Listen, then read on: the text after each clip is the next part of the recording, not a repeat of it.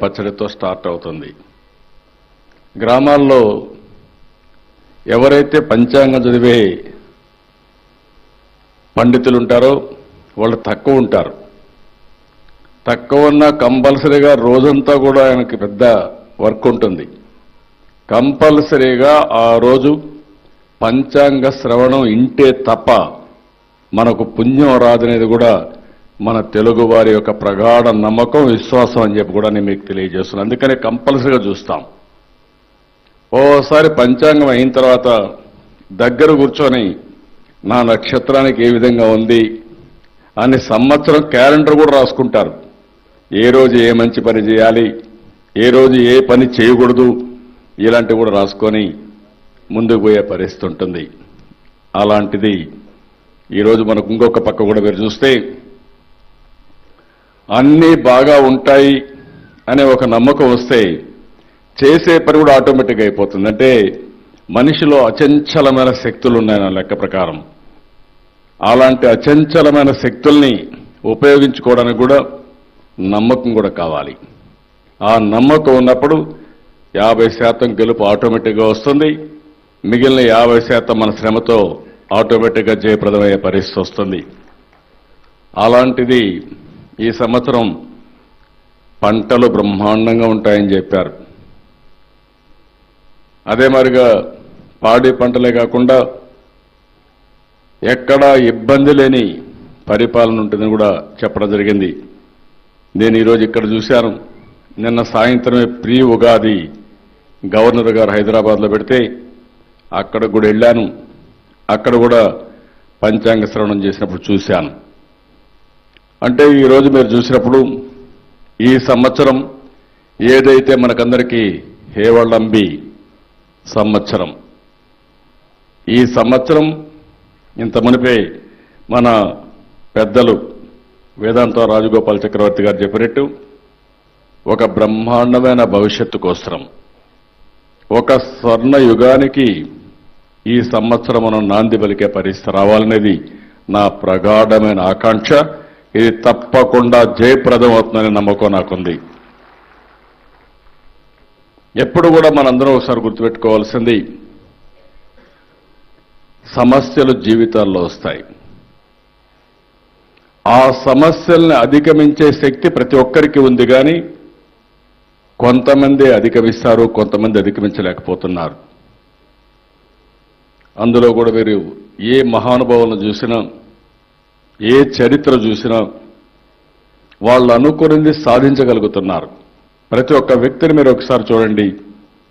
మహాత్మా గాంధీ కానీ, అంబేద్కర్ గారు కానీ, లేకపోతే మన ముందర పుట్టిన ఎన్టీ రామారావు గారు కానీ మామూలు వ్యక్తులై అత్యంచలమైన విశ్వాసంతో బ్రహ్మాండమైన నాయకులుగా చరిత్రలో మిగిలిపోయారంటే దానికి వాళ్ళు అవలంబించిన విధానం తప్ప ఇంకోటి కాదు. అందుకే అప్పుడప్పుడు మనం కూడా కొన్ని ఇలాంటి మహానుభావులు పుట్టినప్పుడు పండుగలు కూడా చేసుకుంటాం. ఇంకొక పక్కన మన తెలుగు పండుగలు మీరు ఒకసారి ఆలోచిస్తే, తెలుగు పండుగలు ఎందుకు చేస్తామనుకున్నప్పుడు మన సాంప్రదాయాలు మర్చిపోకుండా ఉగాది, నూతన సంవత్సరం, సంక్రాంతి, మన పెద్దలను గుర్తుపెట్టుకోవడం, కొన్ని పండుగలన్నీ చేసుకున్నప్పుడు మన కష్టాలు పూర్తిగా మర్చిపోయే పరిస్థితి వస్తుంది. దసరా చూస్తే చెడుని ఖండించడానికి, అంటే మనం దీపావళి చూస్తే దానికి కూడా ఒక మీనింగ్ పెట్టి ఏ విధంగా ఆ రోజు రావణాసుడు కానీ రాక్షసుడు కానీ ఉన్నారో వారి మీద యుద్ధం గెలిచినప్పుడు ఏ విధంగా ఆనందంగా ఉంటారో అలాంటివన్నీ కూడా మనం చేసుకునే పరిస్థితి వచ్చింది. ఈరోజు రాష్ట్రంలో మీరు ఒకసారి చూసినప్పుడు మనం కొన్ని ఫెస్టివల్స్ కూడా పెట్టుకున్నాం. అవి కూడా మీరు చూస్తే లేపాక్షి ఉత్సవాలు కానీ, గండికోట ఉత్సవాలు, విశాఖ ఉత్సవాలు, గిరిజన ఉత్సవం, కాకినాడ ఉత్సవం, కృష్ణదేవరాయ ఉత్సవం, ఇలాంటి ఉత్సవాలు కూడా పెట్టుకొని మనం ముందుకు పోతున్నాం. అయితే ఈరోజు మనందరం కూడా గుర్తుపెట్టుకోవాల్సింది కొత్త రాష్ట్రం.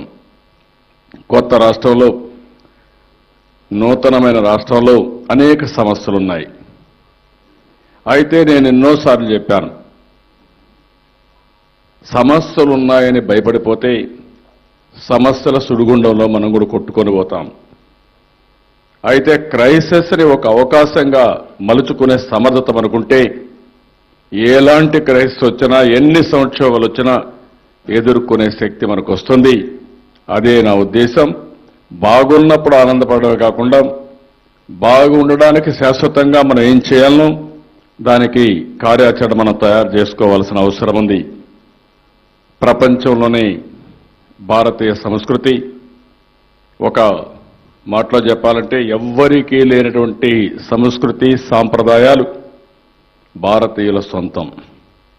ప్రపంచంలో ఎక్కడ కుటుంబ వ్యవస్థలు లేవు, మనన్ని పండుగలు కూడా లేవు. ఒక సుసంపన్నమైనటువంటి సంస్కృతి సాంప్రదాయాలు మనకున్నాయి. అవి కాపాడుకోగలిగితే బ్రహ్మాండమైన ఆనందం ఉంటుంది, మనం ముందుకు పోయే పరిస్థితి వస్తుంది. ఇంకొక పక్క భాషను కాపాడుకోవాలి. ఈరోజు మనందరూ ఎక్కడున్నామంటే ఇక్కడ ఉండడమే కాదు, ఎక్కడున్నా తెలుగువారు అన్నప్పుడు తెలుగు మాట్లాడేది చూసిన తర్వాత మనకు వచ్చే ఆనందం, మనకు పెరిగే అనుబంధం ఇంకొక దాంట్లో ఉండదు. ఈరోజు ఉదాహరణ మీరు చూస్తే ఒక పురస్కారం తీసుకోవడానికి సతీష్ రెడ్డి గారు ఇక్కడికి వచ్చారు. ఈరోజు ఆయన డిఫెన్స్ డిపార్ట్మెంట్లో అడ్వైజర్గా పనిచేస్తున్నాడు. చిన్న వయస్సులో పైకి వచ్చారు. నాకు ఒక నమ్మకం ఉంది, అబ్దుల్ కలాం గారికి ఏ విధంగా అయితే పేరు వచ్చిందో భవిష్యత్తులో మన సతీష్ రెడ్డి గారు కూడా అంత రాణిస్తారనే ప్రగాఢమైన నాకు విశ్వాసం ఉంది. ఒక పట్టుదలతో నేను చూశాను. ఒక పట్టుదల, ఒక సిన్సియారిటీ, ఒక క్రమశిక్షణ వారిలో ఉంది. అలాంటి వారందరినీ కూడా మనం ఈరోజు గౌరవించుకుంటున్నాం. ఇంకొక పక్కన తెలుగు భాష, ఇంగ్లీష్ నేర్చుకోవాలి. ఎందుకంటే మన వాళ్ళు ఉద్యోగాలు చేయాలి. ఇంగ్లీష్ నేర్చుకుంటూనే తెలుగును కాపాడుకోవాలి. తెలుగు భాష మన జాతి ఔన్నత్యాన్ని, మన ఉనికిని కాపాడుతుంది.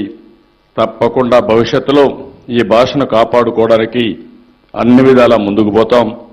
అందుకని ఇటీవల కాలంలో మన బుద్ధప్రసాద్ గారి నాయకత్వంలో ఒక కమిటీ వేశాం.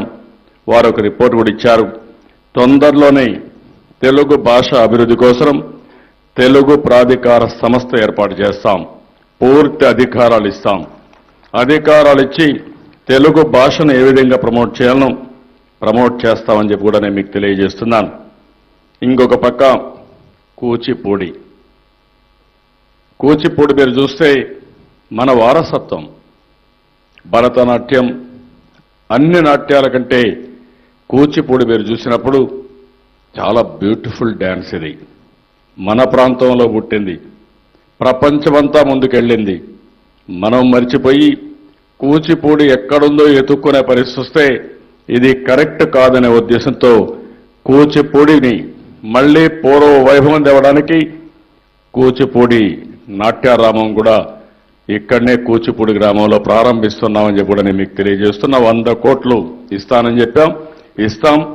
నా ఆలోచన ఒకటే, ప్రతి ఒక్క ఇంట్లో ఆడపిల్లలు మగవాళ్ళు కానీ కూచిపూడి నేర్చుకోవాలి.